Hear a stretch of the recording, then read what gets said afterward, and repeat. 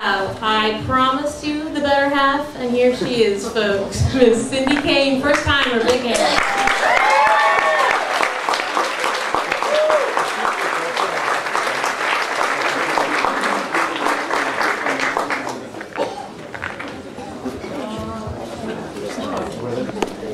Song? What's a song? That sounds good. Maybe they just want me to sing. No? Right? Song? Yeah. It's a good one. It's my favorite. Yeah, this deserves to be played. So sorry. Yeah, you have to. This is worth waiting for.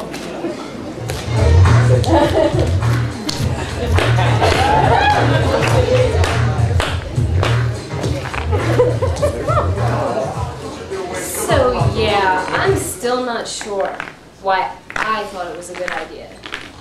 I mean, I know why she thought it was a good idea. Her and her been dating a month boyfriend. But to me, there was nothing fun about a 7th grade dance. And to her, well, of course it was everything. And we were best friends, and that's just the way everything was.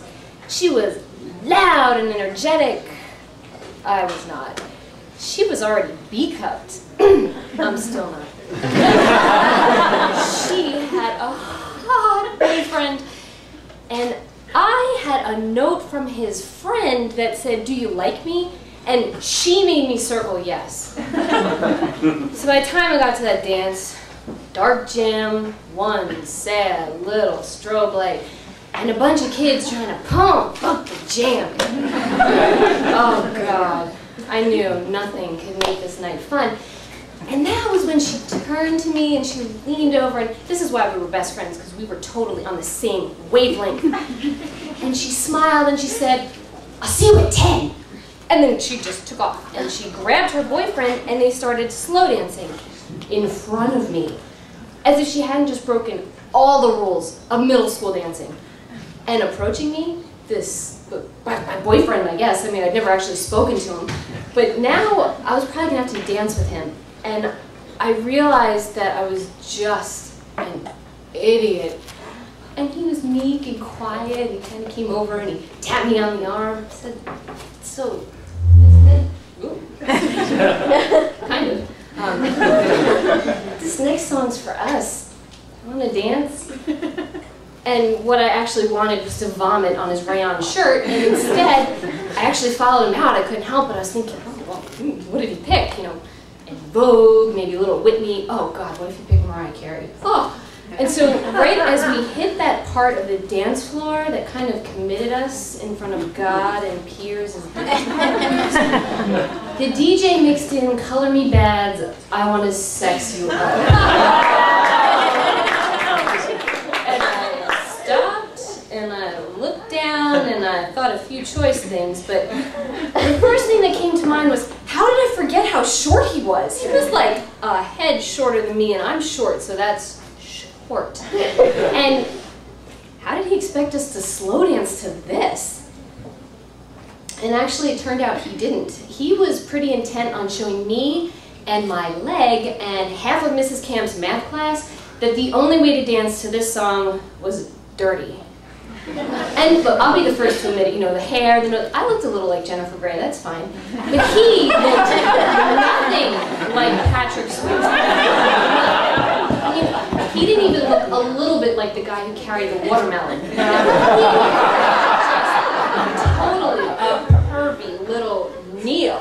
And I was so shocked and just, by the way he was trying to make babies with my knee, that the only thing I could think to do was dance with him. And that really, it looked about as natural as a dog humping a broomstick. And, you know, by the time that song was over, I just shook him off my leg, and I ran over to the DJ and I begged him, please, please play Tom's Diner, which, you know, the BFF and I decided would be our emergency "Meet Me in the Bathroom Right Now" song. And I am pretty sure that for the rest of my life, that song is actually gonna go, "I am sitting on a toilet in the bathroom by the office. I am waiting, waiting, waiting, because you know she never showed up. I ran back into that gym, and there she was, right in the middle, pulled on by Wilson Phillips, tangled on him, smiling in his ear, and I waved her over, and she looked at me and closed her eyes, and actually mouthed to me, "I know that there is pain, but you hold on for 1 minute." I mean, aw, not. Clearly she'd forgotten whose mother was picking up. She didn't care. She just left me there alone again. Well, I wasn't alone. Neil was there. And this time, my leg just wasn't cutting it for him. So he put his hand on my shoulders, and he kind of squatted me down, and he straddled me, and he clamped his thighs so tightly around mine that the only way I could move was to the beat of his pelvis. Which really, I mean, it looked hot on Johnny and Baby, but on us, it looked like I was bouncing him on my knee. That was it. I had enough, I was getting the BFF, and we were leaving. So I went over to her and I tapped her on the shoulder, and I don't know how she did this, but somehow in the time it took her just to turn around and look at me, it was like she grew a foot.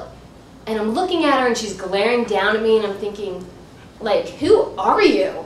And I actually must have said that out loud because she flipped back her hair and she took off, and I reached her just as she was requesting, you know, the only song, the only one that could make this night worse than it already was.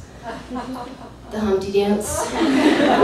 And she made eye contact this time. That bitch blew me a kiss. And then she just waved her arms and got everyone to make this wall around Neil and I froze, and of course he loved it. And he grabbed me around the waist and he pulled me close and he started teaching me how to ride him like a mechanical bull. And of course my first instinct was to dismount, get out of the ring.